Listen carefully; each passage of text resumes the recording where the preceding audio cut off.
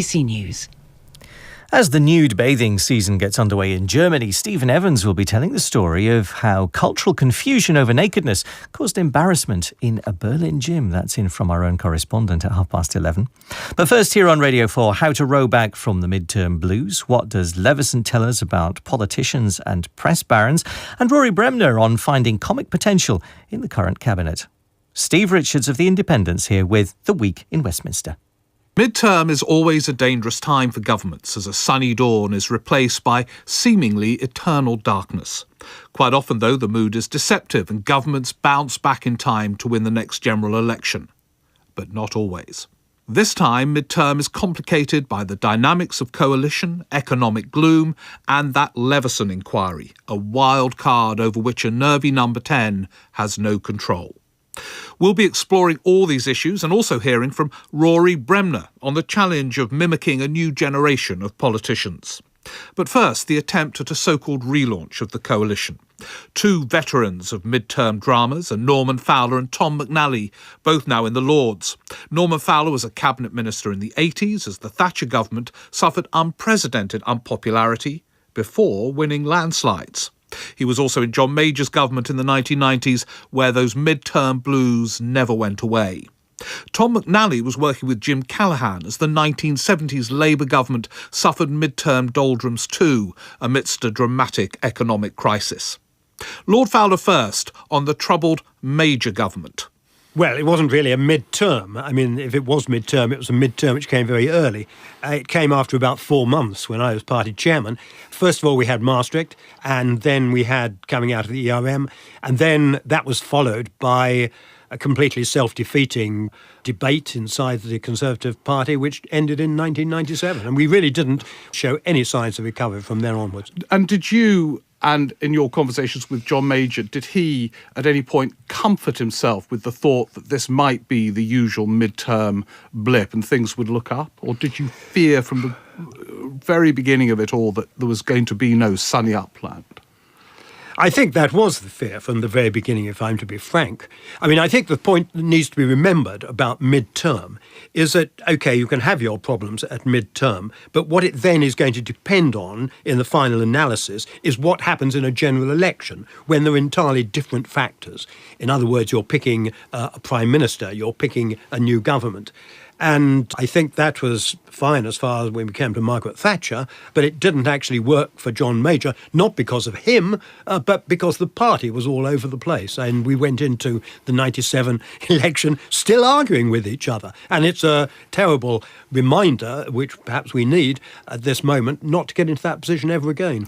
And Tom McNally, going back even further to the 70s, mid-70s, was very difficult. Is when Jim Callaghan took over at the helm. The election had been 74, he came in 76. And although he had his ups during that period, again, it didn't lead to a sort of sunny upland in terms of an election victory, did it? In other words, midterm stayed difficult to the very end. I wouldn't actually agree, because it's true that after the IMF crisis in 76, the local elections were a total disaster. And the economy was in great trouble. But by 1978, every economic indicator was moving in the right direction. But Jim Callaghan must have assumed he was still going to lose because he didn't hold the election. I will go to my grave believing that if he'd gone on the 5th of October 1978, he could have won that election. So you think it was a case of midterm and then it got better? Dennis Healey very famously came back from an IMF meeting in 1978, and Dennis isn't always reliable on these matters. He said the other finance ministers sang Dennis Healey Dances on Water because of the economic recovery in the 2 years. And I do think that there is a pattern of recovery from midterms. Right. Not always to absolute success, but going back even further, my first job was working in the Labour Party in the Wilson government, and after devaluation in 67, we lost every local election you could imagine. And yet in 1970, just 2 years later, Harold Wilson almost pulled off a famous victory in 1970. Yeah, of course, he still famously lost it. Lost it, but there was a recovery. I mean, I confirm both those stories of Tom. I mean, I was a candidate for the first time in 1970, And at one stage, Labour were way ahead in the opinion polls in that campaign. Then when you come up to 78, 79, speaking personally, and I think of most of the shadow cabinet for that matter, we all thought it was extraordinary that Jim Callaghan didn't go for the election. He had recovered very substantially. And of course, it was the winter of discontent that then seriously finished him off. Now, in those answers, you have both suggested what is required from a recovery out of the midterm doldrums: party discipline and signs of economic recovery, to summarise both your assessments. Norman Fowler, what is your view of where, in both those areas, the Conservative wing of the coalition stand at the moment? Let's take party discipline first, because there does seem to be a lot of public restlessness around, which has echoes, at least, with the major midterm. It has echoes, but I think one can overstate that. I mean, again, at the beginning of the Thatcher years, we had the cabinet very much divided, arguing between themselves, publicly relating their divisions, wets versus dries, yep, and all that we remember. That actually hasn't happened in this coalition government over the last 2 years. Now, there's been obviously an amount of turbulence because of the local government elections, but I don't think one should state that too high. Some of the usual suspects have sort of come forward. Where the government will be judged on is the economy and how successful that is going to be. Now, Tom McNally, you've experienced this as a Labour politician advising a Labour Prime Minister, Jim Callaghan, this midterm doldrums. This is an entirely new context and experience for your new party, the Liberal Democrats. What do they have to do to revive between now and the next general election? I've now been in my new party longer than I was in the Labour Party, but I know what you mean. In the context of this discussion. No, but I know what you mean. But as a Liberal Democrat in the coalition, I came into it, I think we came into it, because there was one hell of a financial crisis, economic crisis, which we inherited from the last government. Now, I've heard the explanation. And now, given that you're back in recession, the economy I bet when those figures are revised, we will not have gone into a double dip. Nonetheless, you accept there's a challenge for your party. There is a challenge, but there are also very great pluses. One of the things that struck me is that David Cameron has been a very good Prime Minister of Cabinet Government. Perhaps because of the impulse of a coalition, Cabinet Government has been restored to this. I know where you're going. I can't hear the message from what you're answering. The message that saves the Lib Dems at the next election. What saves the Lib Dems at the next election is that we went in a crisis, we stuck it through, and we delivered. I do believe that if the economic recovery, not boom time and again, but people can look and see a future for themselves and for their families and a proper, stable economic recovery, we will share some of the credit for that. And we will also have a substantial number of genuine reforms which have had our imprint on it. Tom McNally and Norman Fowler. The Labour leadership is cautiously enjoying a new political context in which at least it's being seen as a possible contender for power in the future. But its caution is well judged. In the 1980s, Labour enjoyed midterm leads and local election triumphs before losing general elections. The former Cabinet Minister, Charles Clarke, worked for Neil Kinnock during those oscillating and ultimately, for them, anticlimactic years. I asked him whether he and his leader feared the highs were no more than midterm blips. All the time. We felt that Labour had been absolutely destroyed in 1983 general election, and we had to fight our way back. We didn't think that the by-election victories, the local council election victories, the opinion poll leads added up to a great deal, though they were good for morale, because essentially all the tests of opinion in between general elections are referenda on the party in power, whereas the choice that arises at a general election is a different type of choice for the electorate. And so moving to midterm now, fast forwarding, so to speak, would you caution against any kind of premature optimism for Labour now on the basis of your experience that often it is just an anti-government protest? Well, I would caution, but I don't think the caution's necessary. I think it's clear from the statements from the leadership of the party, even after excellent local election results a few days ago, that they're not falling into any trap of over-optimism or complacency or assuming things are just going to fall into their laps.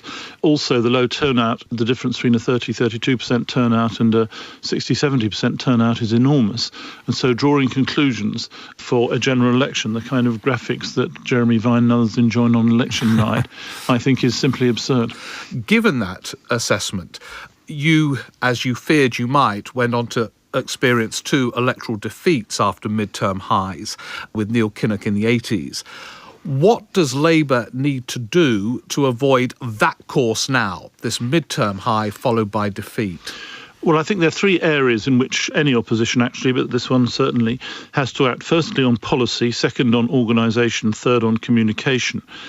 Now, it's really about the economy, what the positions are on public service reform, our attitude to the European Union, a range of issues and policies which set out a picture for the future, and then similarly with organisation and communication. And in terms of those policy areas that you identify, what do you regard as absolutely crucial? Clarity and narrative. I think there needs to be an explanation. We had an extraordinary position. Labour, over many decades, had not been given confidence in running the economy, right back to 1931 and then through the devaluations and the winter of discontent and so on. And Gordon Brown and Tony Blair succeeded in getting confidence in running the economy from about 97 up till about 2004-05. But we lost that again following 2008. And we need to provide an explanation of what we did right and what we did wrong, a narrative, and then to be clear about both our attitude to the budget deficit and about the measures that we would take in order to close that budget deficit, whether it's tax increases or expenditure cuts or whatever.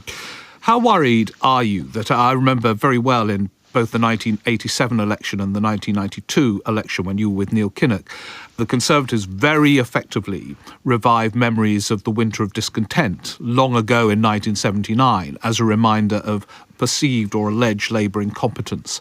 Is it your sense they will play that card next time and it could be equally effective, but with reference to the financial crash in 2008? I think all governments do that, and we did it too in relation to the Conservatives and the so-called bastards on the Maastricht Treaty and the divisions in the Tory party on the European Union. I've got no doubt the Conservatives will do that absolutely in this coming general election, which is why we need an explanation of what we did right and what we did wrong, and why we need clarity about how we're going to deal with the economic situation now. The other point that you mentioned, if you like, the lesson from previous midterm highs and then election defeats was communication. Well, what did you mean by that in terms of what Labour needs to do between now and the next election? Well, our example in the 1980s was things like the Red Rose, a model of what Labour might be, a more modern model. In Tony Blair's case, it was New Labour, a phrase which characterised a separation from the past. I don't think it's as simple as that now for Labour. I think it's difficult. But what they have to convey is a vision for Britain, what kind of country we're going to go for. Is it a green society? Is it an internationalist? Is it European? To what extent is growth what it's about? Not specific policies, but a story of the kind of country Labour wants to create. And communicating that idea is important. There have been ideas like the squeezed middle and others, which have been circulated as what our concerns would be. But I think we've got to go beyond that to send a message of what Labour really is today. Do you think the squeezed middle works for now as a rather effective term? It certainly seems to have taken off in terms of usage, at least. Personally, I don't, but I don't make that as a criticism. I think it could well be the polling is showing it as successful. But I don't myself think it communicates a great deal. But I also think you've got to have a sense of what we're going to do to meet the concerns of those sections of the population who are very hit by utility prices and so on. And so you need a policy component that goes with it, which is a positive-looking one. And the task for opposition, which is always very difficult, is to switch from simply being oppositionist and saying we're against what the government's doing to getting on the front foot and saying this is what we would do. Because when we come to a general election, as opposed to the local elections we've just had, people will have to decide whether they give us their confidence for what we're going to do in terms of governing the country. And that's a big task. Charles Clarke. In the 1980s, of course, Margaret Thatcher enjoyed the enthusiastic support of The Sun, and Neil Kinnock was torn apart by the newspaper. Now, David Cameron leads in a very different context in which his close ties with the Murdoch empire could still be explosive. The Leveson inquiry has focused on two themes this week. More generally, the relationship between leaders and newspapers, and then specifically on what happened in the build-up to the B-Sky B bid. It still looks as if the specific could be very awkward for David Cameron and senior ministers. But what about the general question, the meetings, the texting, and all the rest of it? Lance Price worked for Tony Blair as Alistair Campbell's deputy. And first I asked the Telegraph's columnist Ian Martin whether he felt David Cameron had been damaged by questions to the former Sun editor Rebecca Brooks about their personal relationship. I don't think it's turned out to be as damaging as we all thought in the media village it was going to be, really. I think we have to accept that there is huge interest in this at Westminster and in the media generally. We're fixated on every single detail, but out there in the country, and this is not to say that it's unimportant, I do think it's important, but I think large numbers of people are not really engaged with it. I mean, if you look at the Telegraph website on the day that Coulson gave evidence, the story didn't even make the top 100 most read stories. The impression that I get talking to people who are not political addicts is that people have broadly made up their minds about this stuff, and they've got a pretty clear picture based on months of headlines and it leading the 10 o'clock news. They've got a fairly clear idea of what happened here, that the political class, Labour and Tory, got far too close to certain newspaper proprietors. Lance Price, you have written very vividly about the degree of influence you felt Rupert Murdoch had on New Labour when you worked with Tony Blair. Do you get the impression that David Cameron moved even closer? I think the real problem for David Cameron is, never mind the little bits that have been in the media about these social contacts, which I agree with Ian. I don't think that really resonates enormously with the public. But what has happened, David Cameron was desperate to draw a line under all the New Labour spin stuff and chasing after headlines 24 hours a day and being too close to News International. And I think as a result of all this, he is simply in the same boat as New Labour was in the public's mind. So any hope he ever had of saying that my administration is going to be different, I'm going to concentrate on the things that really matter to the voters, to the electorate, I'm not going to be bothered with spin and headlines, all of that has failed utterly. Ian Martin, stepping back from the sort of day-to-day interrogations at Leveson, which at times are compelling, I mean, should we be surprised by any of this? So, a Sun newspaper, which has a lot of readers, decides to switch parties in the build-up to the 2010 election. That Gordon Brown is upset as a Labour Prime Minister hoping for his endorsement. That David Cameron went out of his way to get the Sun isn't surprising. In a way, if you reverse it and they weren't doing any of these things, that would surely be more surprising, would it? Or is it shocking?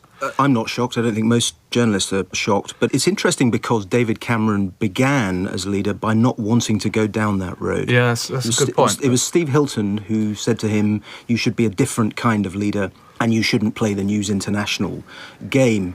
Eventually, he seemed to think that he needed to do that. And then, I think, played that game even more obsessively than Tony Blair did, and that's quite something.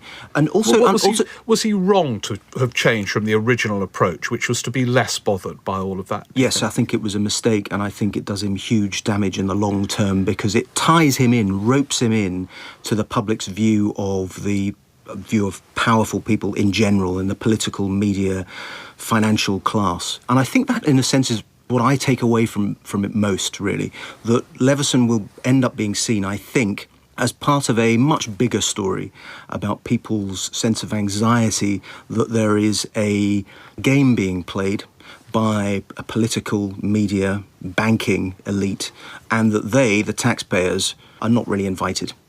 And that runs through MPs' expenses, it runs through the financial crisis, and it runs through this. It creates a huge opportunity for a leader to present himself as standing apart from all of that. I'm not sure that is Ed Miliband yet, that he's trying to get into that territory. But for Cameron, it makes him look as though he's from another age, from that age that people are anxious to get away from. So you agree with Lance Price about that? That's the damage. It sort of roots him in that old era. Yeah. Lance Price, I know you take the Ian Martin view in relation to Tony Blair, that you think he got too embroiled with the whole News International relationship in the way that David Cameron did subsequently. Did you ever say to him, look, there's no need to be as close as this? And if you did, what was his reaction? No, I'm ashamed to say that I never did. I had a sense of unease, but I worked for Tony Blair during his first term when, in political terms, we were walking on water. Tony Blair was walking on water.